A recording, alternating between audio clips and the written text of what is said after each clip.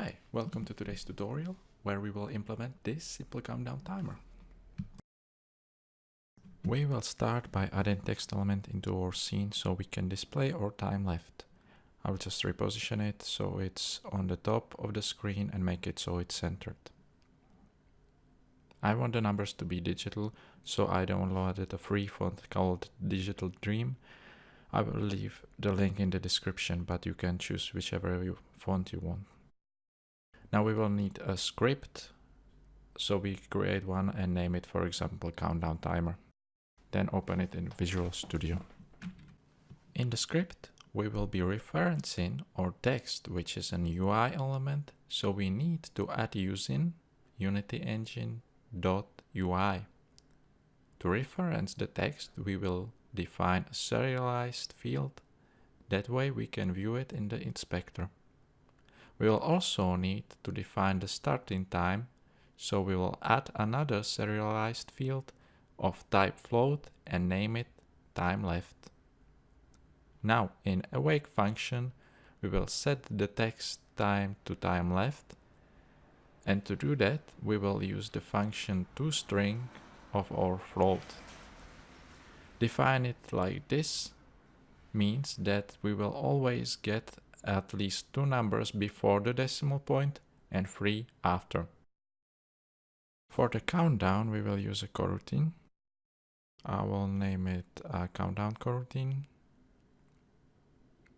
And inside we will put while and check if the time left minus time.delta time is higher than 0.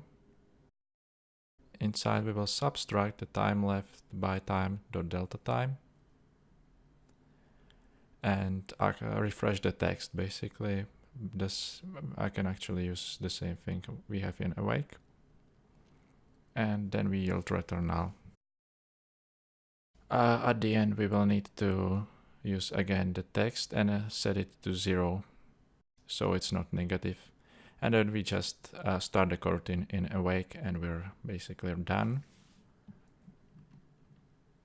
Now in Unity we can add the script on our canvas, reference the text and set the time, let's say, to 5. We still need to add the image of the explosion, so I'll add image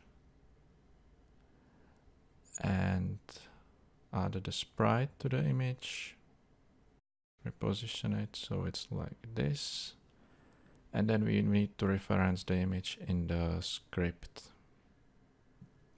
So we will add another field for the image. Let's name it boom image, and we need to disable it at awake.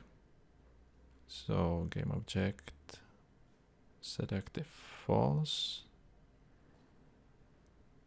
and at the end of the coroutine we just set it to true again.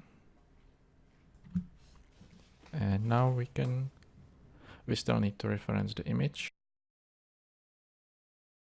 And now we can start and it will work. Enjoy.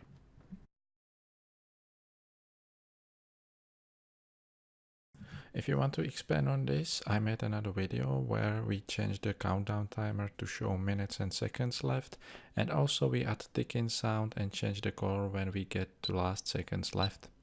Thanks for watching, like and subscribe if you like this content.